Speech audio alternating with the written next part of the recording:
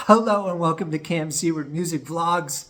As part of my 30th birthday, my parents got me a ticket to go see one of my Canadian heroes, Mr. Bryan Adams.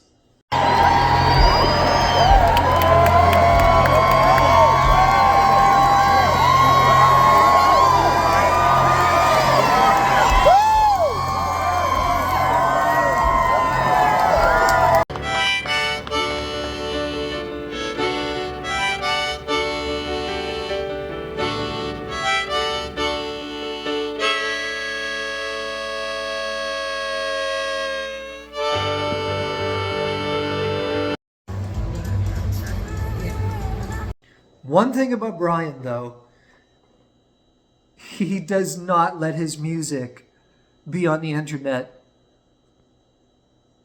other than on his own platforms at all. So unfortunately, in this vlog, there will be zero Bryan Adams music. Also, a shout out to one of the most underrated guitar players on earth, Mr. Keith Scott. Keith Scott, go listen. Couple quick stories. I have some Bryan Adams stories. First one that comes to mind when I think about going to Bryan's concerts is myself and my sister went to see him in Bangor, Maine, which is the town I was born in.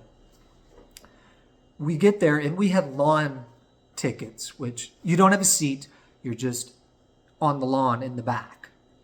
And my aunt and uncle had front row, I think maybe second or third row seats. And they were kind of proud of that. You guys get back to the lawn. We're going up to see Bryan. Anyway, my sister and I walk in the gates. We scan our lawn tickets. And we're walking in. And this lady sees us and walks up and says, "Hi, I'm with the venue. Would you like a seat upgrade?" And me and my sister look at each other like, yeah. So guess who got to go right up front? When my aunt and uncle paid a ton to be up there, and there's me and my sister right behind them. Hello. Hi. My sister always says it was the first concert where I actually watched Bryan on the stage and never even paid attention to the screens. We just watched the actual band. So, pretty cool. Another story is Bryan came to my hometown in Canada where I grew up, and we waited outside after the show where Bryan's beautiful buses were, knowing that eventually they're going to come out and get on the bus, just get to see them one more time before they get on the bus and head on up to the next show in Quebec City. And we were waiting, and Bryan comes out, and you could tell he had just had a shower. I don't know how these guys use these hockey arena showers. I don't know how they do it. Hats off to you guys. I suppose that's the only place they're going to get a shower before getting on the bus. But Bryan comes out, gets on the bus. Keith Scott comes out and gets on the bus. And the coolest thing was, right before they pulled away, we could see them in the back lounge jamming, standing up as the bus is rolling. Keith is playing guitar. I thought that was the coolest thing ever, watching them go down the street in my hometown, jamming in the lounge.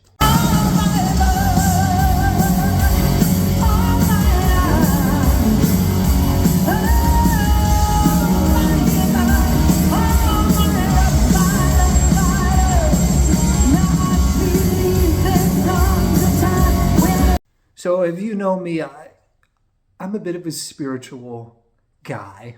I've turned into quite the, I wouldn't say woo-woo, but I think we see such a narrow band of frequency, visible light, There's so much more we don't see, and all I know is I don't know. I don't know anything. So I've always been interested in the yin yang, where you can have the light, but there's always a little bit of darkness in the light.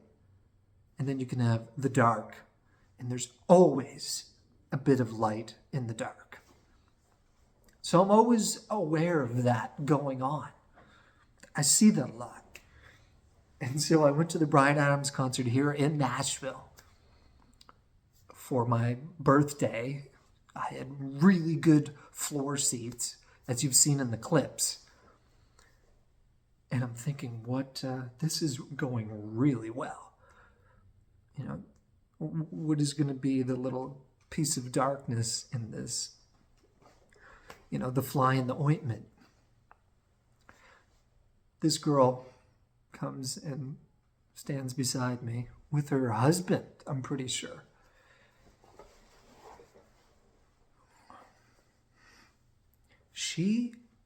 I don't know if they have an open relationship or what, but this girl would not stop grinding on me and dancing on me.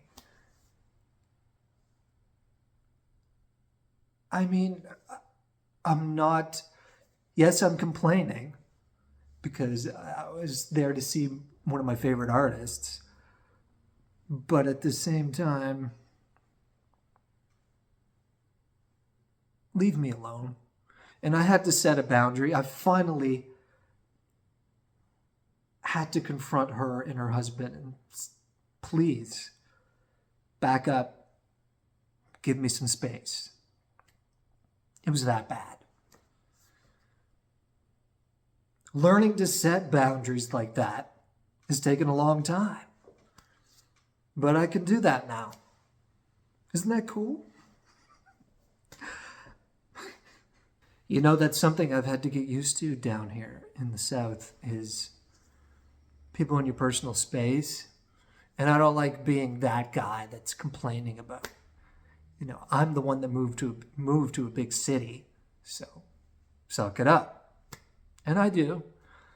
But it doesn't mean that I'm not aware of people getting in your personal space. You know, the people I'm talking about that's, you know, get too close or stand in the middle of the grocery store aisle, right in front of the chickpea pasta you're trying to get to. How do you do that in front of your husband? I mean, I know I'm cute. Maybe he thought I was cute too. She says her love for me could never die, but that'd change if she ever found out about you and I. So, anyway, I set the boundary, but I did get her Instagram, and we met up on Broadway. We ended up going back to their hotel at 5th and Broadway. We hung out at the pool, and I won the belly flop competition that they were having there. And no, I'm just kidding. I didn't win the belly flop competition. Baby, you're all that I want. When you're grinding on me in the front row, I'm finding it hard to believe you're still married. Was the summer of '69.